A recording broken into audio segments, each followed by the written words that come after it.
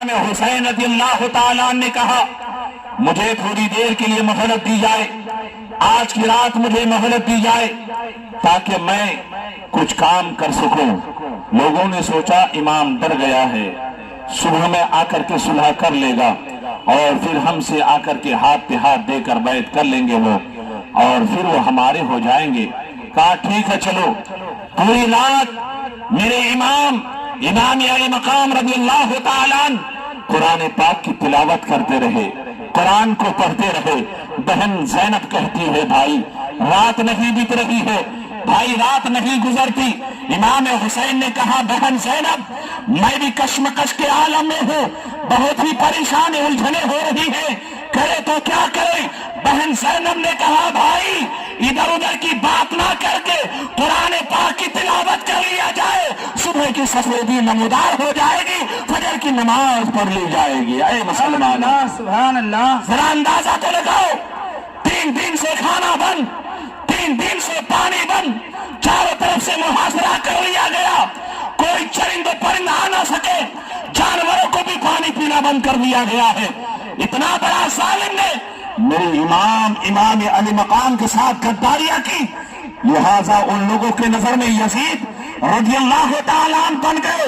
میں ان لوگوں سے کہنا چاہتا ہوں اے مسلمان کہلانے والے، مسلمان سن، یزید تمہارے رضی اللہ تعالیٰ عنہ ہے، لہذا یزید کے ساتھ تم یزید کی جنت میں چلے جانا، ہم حسینی ہیں، حسین کے ساتھ حسین کی جنت میں چلے جائیں۔ سبحان اللہ، سبحان اللہ۔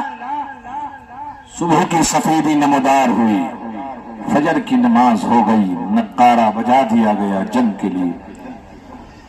ایسے وقت میں میرے امام علی مقام رضی اللہ تعالیٰ اتمام حجت کے لیے یزیدیوں کے سامنے گھوڑے پر سوار ہو کر گئے۔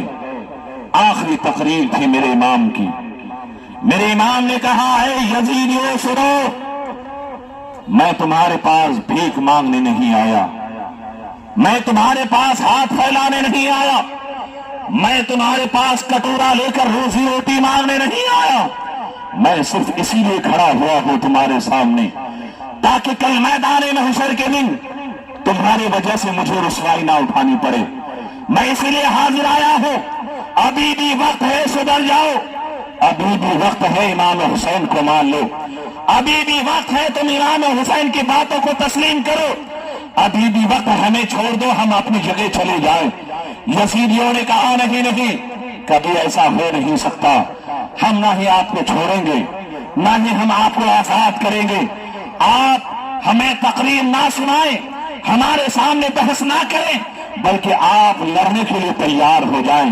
میرے امام نے دیکھا یہ ظالم ماننے والوں میں سے نہیں ہے، یہ ظالم ماننے کے لیے تیار نہیں ہے۔ آخرکار ایسا مسئلہ پیش آیا، میرے امام اپنے کنبے والے کے پاس آ گئے، اپنے خیمے میں آ گئے، اپنے لوگوں کو کہا تیار ہو جائیں لڑنے کے لیے، یا پھر ابھی بھی وقت ہے آپ لوگ لوٹ جائیں اپنے گھروں کو، ان کو میرے خون چاہیے، میرے خون کے پیاسے ہیں، میں اپنا خون دینے کے لیے تیار ہوں، آپ لوگ جا سکتے ہو۔ سبوں نے کہا اے امام مکہ سے روانہ ہوئے یہاں تک پہنچے، آپ کو چھوڑ کر ہم کیسے جائیں؟ اس میں سے یزیدیوں کی طرف سے جہاں پر 22,000 لشکر جرار موجود، بڑے بڑے نامور پہلوان موجود، بڑے بڑے طاقتور انسان موجود، ایسے عالم ان تماموں کے بیچ میں ایک انسان ایسا بھی تھا جس کا نام حر تھا۔ وہ حر جب امام حسین آ رہے تھے 1,000 لشکروں کو لے کر میرے امام سے پہلے ہی ملاقات کر چکے تھے، میرے امام کے پیچھے پہلے نماز پڑھ چکے تھے۔ امام حسین کی تقریر کو سننے کے بعد حر کے دل میں کھلبلی مچ جاتی ہے، ایک کیفیت طاری ہو جاتی ہے، ایک الگ سا ماحول پیدا ہو جاتا ہے۔ انہوں نے دیکھا امام کے کھمبے میں بھی نماز ہو رہی ہے، یزید کے کھمبے میں بھی نماز ہو رہی ہے، امام کے کھمبے میں قرآن کی تلاوت ہو رہی ہے، یزید کے کھمبے میں بھی قرآن کی تلاوت ہو رہی ہے، مگر حر نے فیصلہ کیا، حق و باطل کا فیصلہ کیا، یزید باطل ہے، یزید ناپاک ہے، لہذا حر نے گھوڑے کو لگام لگائی، اور لگانے کے بعد گھوڑے کو لگانے کے بعد زور لگا کر میرے امام علی مقام مصطفیٰ جان رحمت حضور سید عالم صلی اللہ تعالی علیہ وسلم کے نواسے کے قدموں پہ جا کے گر جاتے ہیں اور امام سے کہتے ہیں اے امام میرے گناہوں کو معاف فرما دے۔ میرے امام امام نے کہا بیٹا یہ تو بتا آخر تمہارے گناہ کیا ہے؟ کہا اے امام میں اب تک یزید کی طرف تھا، میں نے بہت سمجھانے کی کوششیں کی مگر یزید سمجھا نہیں۔ اے امام آپ میرے خطاؤں کو معاف کریں۔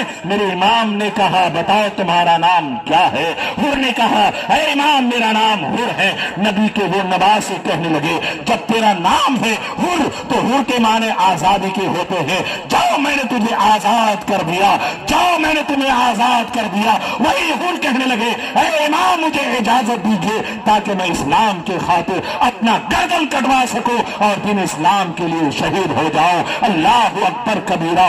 امام حسین نے اجازت مرحمت فرمائی، کربلا کے میدان میں حر پہنچے اور للکار کر یزیدیوں نے سے کہا اے یزیدیوں سنو، اب تک مجھے پتا نہیں تھا، اب تک مجھے معلوم نہیں تھا، اب تک میں جانتا نہیں تھا کہ تم حق پر ہو کہ نہ حق پر، اب مجھے سمجھ میں آ گیا ہے، لہذا ابھی بھی وقت ہے سدھر جاؤ۔ لوگوں نے دیکھا حر یزید کا کھاتا ہے، حر یزید کا پیتا ہے، حر یزید کا سب کچھ کرتا ہے، ابھی پلٹی کیسے مار دیا؟ آخر یہ بات کیسے آ گئی؟ اللہ اکبر۔ حر نے فوراً لوگوں کو للکار کے کہا اگر نہیں مانو گے تو لڑنے کے لیے تیار ہو جاؤ۔ امام حر نے قربان چاہیے اپنی تلوار نکالی اور پھر وہ لڑائی شروع ہو گئی کہ میں آپ کو بیان نہیں کر سکتا۔ امام حر وہ حر کی تلواریں چل رہی تھی اور ایسی تلوار چمک رہی تھی کہ اس کے وزن تو میں بیان نہیں کر سکتا کتنا وزندار وہ تلوار تھی، مگر امام حر علی مقام نے کربلا کے میدان میں اس طرح سے تلوار